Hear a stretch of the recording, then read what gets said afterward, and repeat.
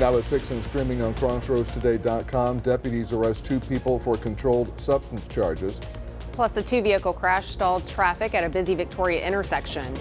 And evacuated residents near Houston return home after a pipeline fire, finding damaged properties and melted cars. We are tracking the Gulf and the tropics because we have a system that is likely to develop into a tropical storm next week. We'll also be taking a look at your weekend forecast coming up in a moment. And Ganedo's ready to go to war with the Tidehaven Tigers. That's coming up in sports. You're watching 25 News now at 6. Good evening and thank you for joining us. I'm Brubaker. And I'm Shawna Currie. Victoria County deputies arrested 2 people on manufacture and delivery of a controlled substance charges. Deputies arrested 42-year-old Andy Lara of Victoria and 46-year-old Maria Cortez Martinez of Robstown. They are both in the Victoria County Jail in lieu of $50,000 bond for Lara, $102,500 bond for Cortez Martinez. In Lavaca County, a man charged with aggravated assault with a deadly weapon was in court. 20-year-old Jesus Mendiola from Buda was there, but his attorney was not. Mendiola is expected back in court September 30th. Mendiola and 2 others were arrested in January. On January 1st, 3 men near Moulton beat and stabbed a man. Mendiola is in the Lavaca County Jail in lieu of $75,000 bond. He's on an ICE immigration detainer. A 2-vehicle crash stalls traffic at a busy Victoria intersection. Around 1 o'clock this afternoon, an orange Dodge Avenger was southbound on Ben Jordan Street at Red River Street. The driver of a Toyota Land Cruiser was northbound trying to turn onto Red River when the vehicles crashed. No one was hurt and no citations were given. New information tonight in the death of a Louise woman. Shaylin McLean was reported missing in August. Her body was discovered by a farmer last week. 25 News Now reporter Amaya Norman picks up the story from there. Amaya? Yes, Donna. Investigators say so far they have found no evidence of foul play in McLean's death, but the investigation is not over. McLean was last seen just before 11 a.m. on Friday, August 16th. She was walking towards Louise on FM 1160. On September 11th, around 8 a.m., and a rancher called the Wharton County Sheriff's Office after finding a body in a grassy area at the intersection of FM 1160 and FM 1300. The Wharton County Sheriff's Office has confirmed the body is that of Shaylin LaRae McLean. An autopsy is underway to determine the exact cause and manner of death. The Fort Bend County Medical Examiner Office is conducting the autopsy. The Wharton County Sheriff's Office is still asking anyone with information to give them a call at 979-532-1550. Investigators expect to have autopsy results in the next 2 weeks. Back to you, Shawna. All right, thank you very much, Amaya. Goliad County deputies arrested a 35-year-old man on 2 charges Wednesday. David Gutierrez of Goliad was first charged with violation of a protective order. He ran from deputies before he was captured. An evading arrest charge was added. Drug charges against Gutierrez are pending lab results. He is in the Goliad County Jail. No bond is set. The water was turned back on in Port Lavaca at around 11:30 last night. The water was off while a new valve was installed. The water was turned off in all areas of Port Lavaca at 9 Wednesday night. The water towers had to be shut off as well to complete the repairs. The FEMA Disaster Recovery Center in Wharton County will close on September 24th. FEMA representatives at the Wharton Civic Center are helping residents there after Hurricane Beryl. The center is at 1924 North Fulton Street. FEMA representatives are there from 8 a.m. to 4 p.m. Monday through Saturday, and they can help Wharton County residents with paperwork and federal assistance after Beryl. Well, now we take a first look at your forecast with First Warn Storm Team Chief Meteorologist Mac Perez, and there is a little system that we're keeping an eye on, but as far as our weather here, a lot more sunshine and heat. Sun and heat and humidity. We know the story, Mac. Yeah. And I get tired of repeating it, but it's just what we've got. In fact, it's very interesting to me that we are dominated by high pressure, which is bringing us the warm weather, but out in the tropics, there is this system. It's going to be a late season storm. Now, at this point, it's gone up to a 40% chance of becoming a tropical system, and then it goes into the Gulf of Mexico. We'll be looking at it, giving you a good idea when and where it's going to be arriving. We'll take a look at all of that coming up a little bit later on. Back to you. A judge in a rural Kentucky county is shot and killed in his chambers. The shooting happened at the Letcher County Courthouse in Whitesburg, that's southeast of Lexington. The shooting is being investigated by Kentucky State Police. They called it an isolated incident and say that a suspect is in custody. Several area schools were briefly placed on a lockdown due to the incident. A massive pipeline fire near Houston that started Monday was still burning this afternoon. Crews in Deer Park towed away the vehicle that set off the days-long blaze when it slammed into an above-ground valve on the natural gas pipeline. Authorities have not yet confirmed the driver's identity, but a body was found inside the vehicle. The blaze forced evacuations and left thousands of customers without power. And now people are returning home after they were forced to evacuate because of that pipeline fire. As some families returned to find damaged homes and in some cases melted cars.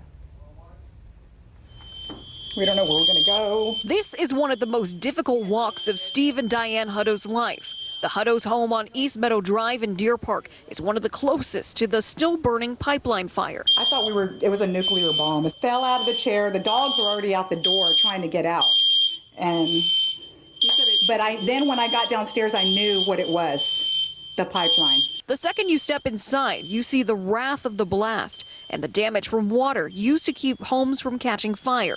Even walking upstairs, you can see how hot it still is in these homes. In fact, you can even see the debris left behind because of the explosion and how much of an impact it had on these families. It's still seen written all over their faces.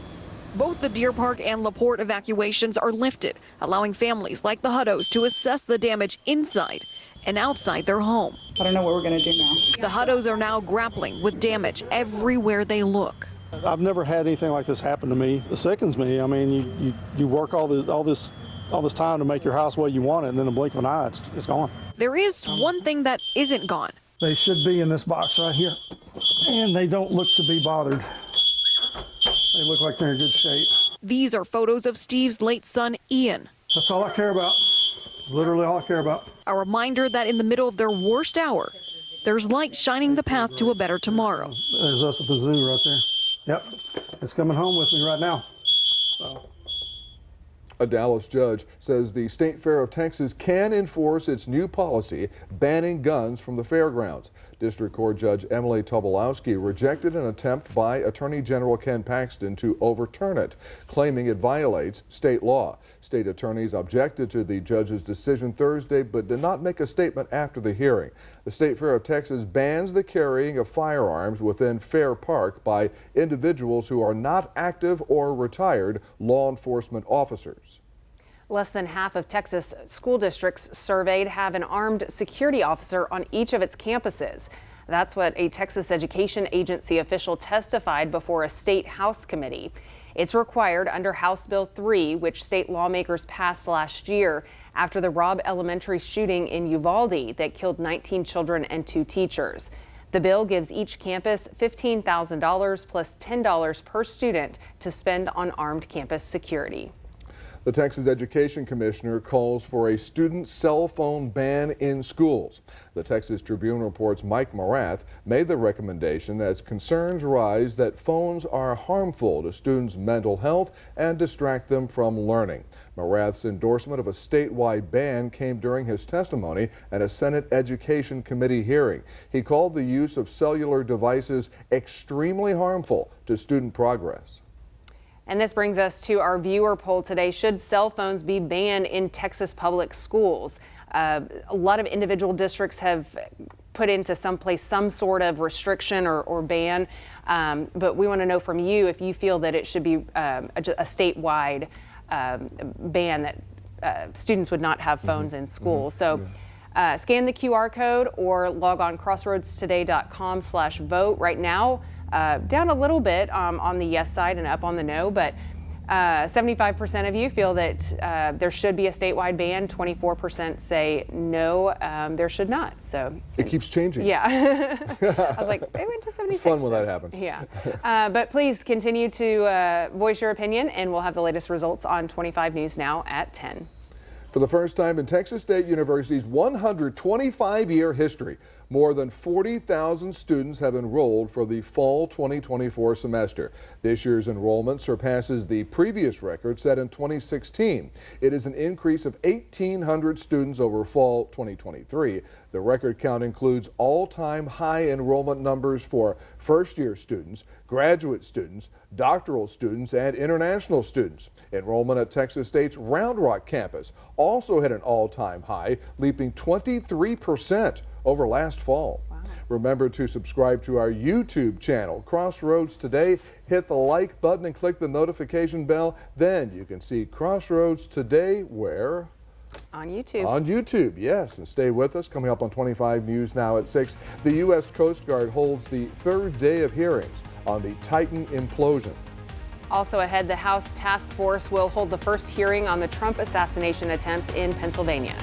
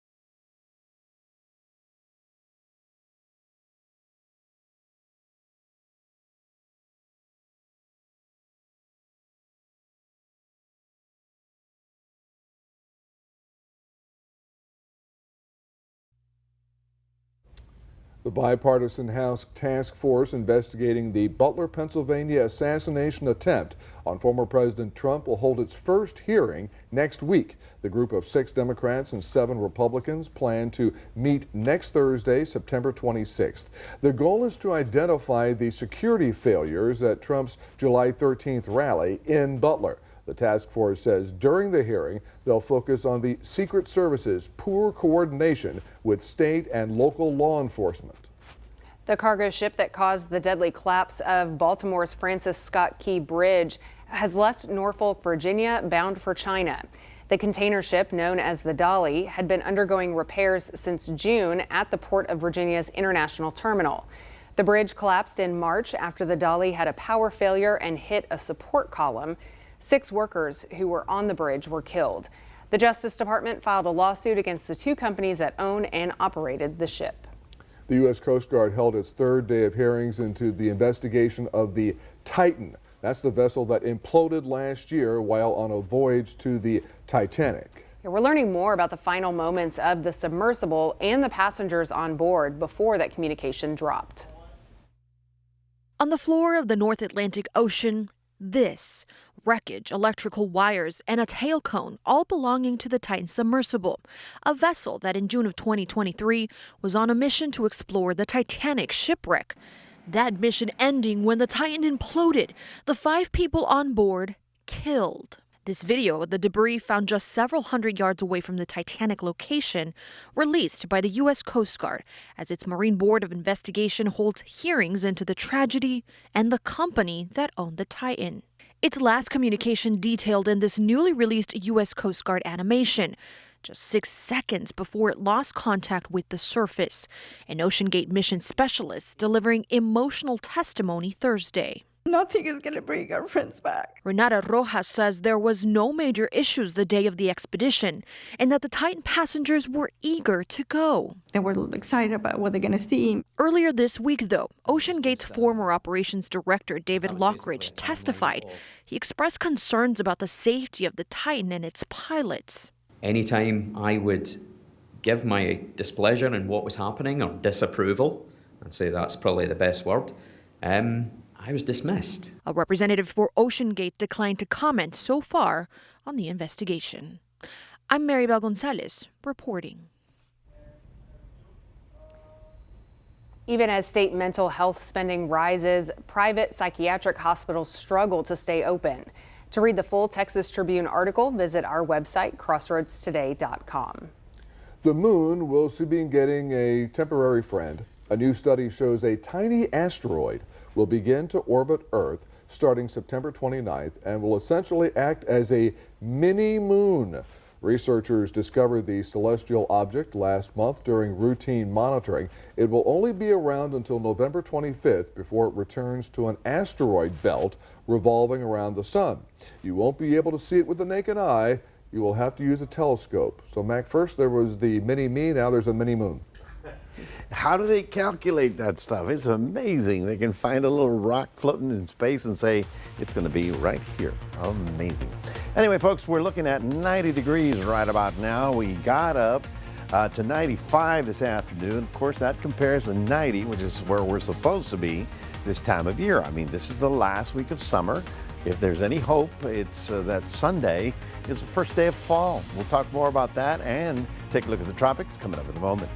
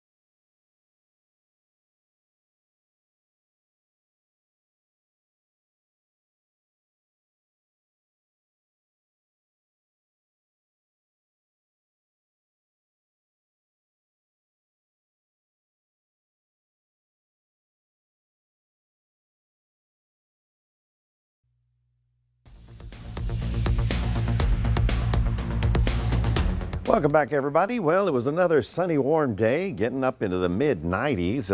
I'm just hoping that sooner or later we'll start seeing something that looks like fall, because here we are at the end of September. We did have a few little garden variety showers that sort of rolled around the area. Nobody got any really significant rain. It was what I like to call a 15-minute shower, as opposed to a 15-minute shower, as you can see. Now, and all this Gulf moisture is now spreading north all the way up into San Antonio, as you can see right about there. But nobody got any significant rain out of this. This is just little what I call the garden variety showers that sort of roll around during the afternoon. Late this afternoon, some big stormy weather started up right here in Oklahoma. I'm going to show you more about that because there's actually part of the same system coming down here. There's one and there's two. There's actually a big line. This is actually that first winter storm I was talking about. The other one is out here off the west coast where they're getting some rain, even down as far south as Santa Barbara. And then, of course, right here is the first storm, and here's the front. There's a front, and there's the stormy weather. Now you'd think, okay, it's a front, isn't it, coming in our direction? Not just yet. It's getting close, but it's really going to glance north of us because high pressure is on top of us. You've heard me say this before. So we continue with fairly warm weather, but because the sun is going through more and more of the atmosphere, I'm thinking it's not quite as brutal as it was during August. Looking at a high of about 96 tomorrow. We have two systems in the mid-Atlantic. We don't have to worry about those. We have to watch this one very carefully. As I mentioned this yesterday and the day before, this is now officially an investigative area. Hurricane Center says a 40% chance of this developing into a tropical storm. Now this arrow is mine. I put that in there to give you an idea where the computer models is taking the system. That's not the official forecast, but this is definitely official. And so we're watching that. It looks like this will likely become the H storm. I think it's Horus it's going to be. But the thing is that once it gets into the Gulf of Mexico, very strong possibility, all the models are telling us that it's going to strengthen rapidly. So it gets in there and it's what's called a bomb cyclone. In other words, it drops out of the bottom and it gets very strong. So the entire Gulf, especially New Orleans to Miami, has to watch that very carefully. Chances of Texas are very, very, very, very slim, so I'm not going to get too excited about it. As you can see on our rain forecast, you can see we are just going to be getting a few little sprinkles here. Heaviest stuff is down in the tropics, and of course, Florida is just going to have to be watching to the south to see what that storm decides to do. So here's another representation. All this blue is that cold air that's out west. For us, it's not going to make it because it's going to go up and over us, but it is also going to be helping push that storm east. You can see how it sort of goes in that direction. So that system is going to be something for the Gulf Coast, and it looks like the eastern Gulf Coast. Looking at sunshine for tomorrow, 90 degrees in Port Lavaca, and in Cuero getting up to about 95. The weekend's looking pretty good. Friday night's going to be gorgeous for a little high school football. And just remember that on Sunday morning at 7:43 exactly, fall arrives and the trees all change colors. Well, at least in the picture books. Let's go live. That's your 7-day forecast, reminding everybody we do have a QR code. Love for you to scan that. Put Crossroads Today on your phone. Shawna, over to you. All right, well, now we're going over to Max Williams for sports, and you've got a very talented young athlete to introduce us to, huh? Yeah, yes I do, Shauna, and I'm going to reveal who our athlete of the week will be here in the Crossroads. Find out in a little bit in sports.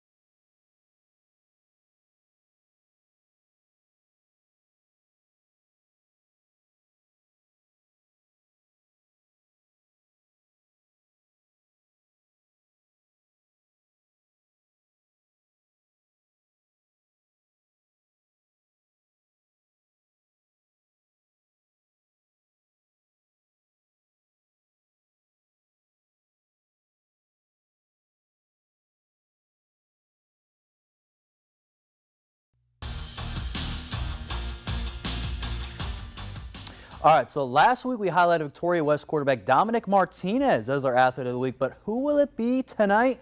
Drum roll, please. And the answer is going to be Edna Cowboys star wide receiver Braylon Harris. And he can do it all for the Cowboys in a lot of positions. And 25 News Now sports reporter Ray Robinson has more information for our athlete of the week. The Edna Cowboys have been on a tear lately in high school football for the Crossroads.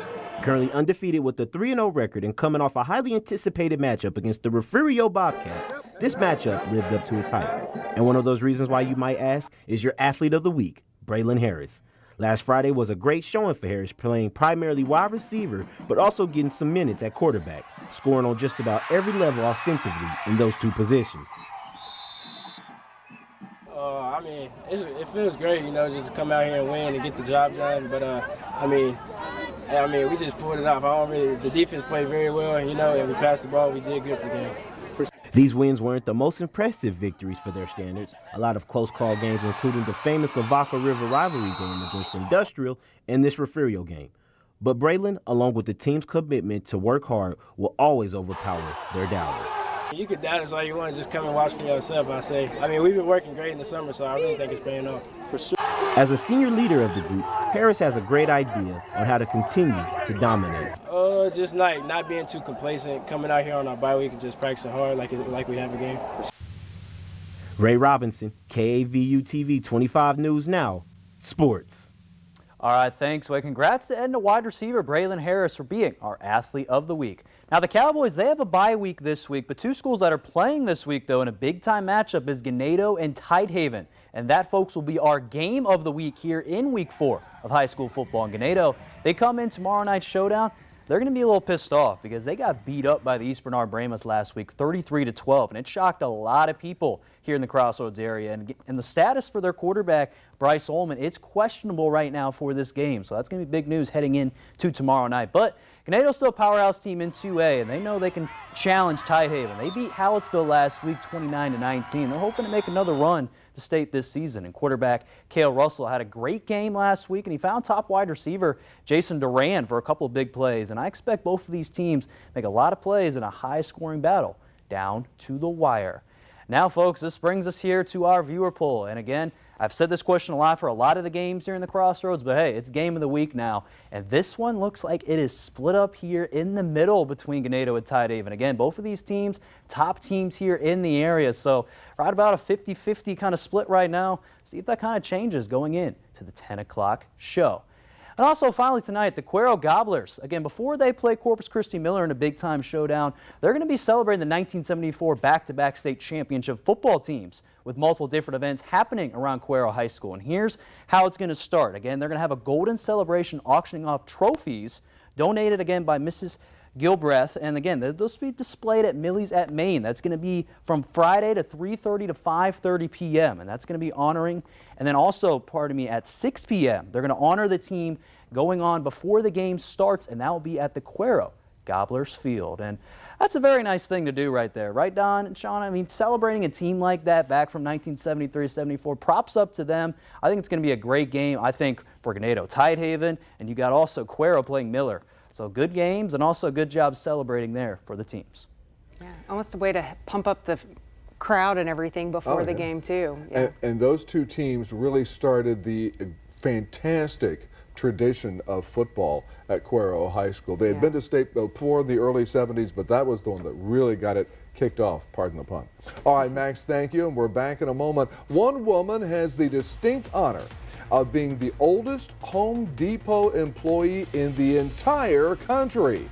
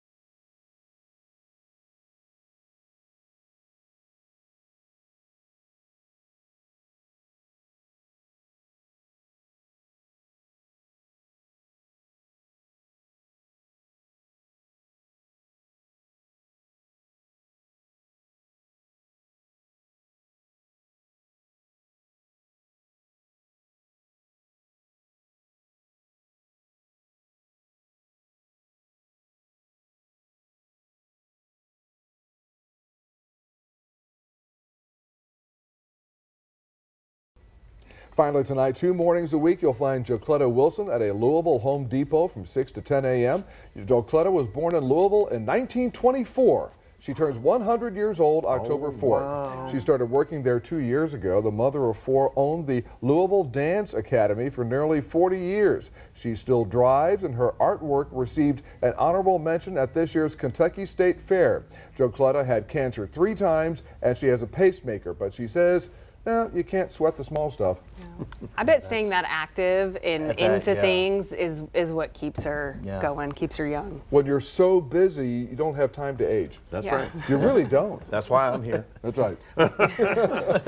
Well, folks, we've got a little chance of a few sprinkles possible over the weekend, but by and large, lots of sun, getting up into the mid-90s, and we'll be watching the tropics for that system down in the Caribbean. Thank you, Mac, and thanks for joining us. We'll see you back here at 10.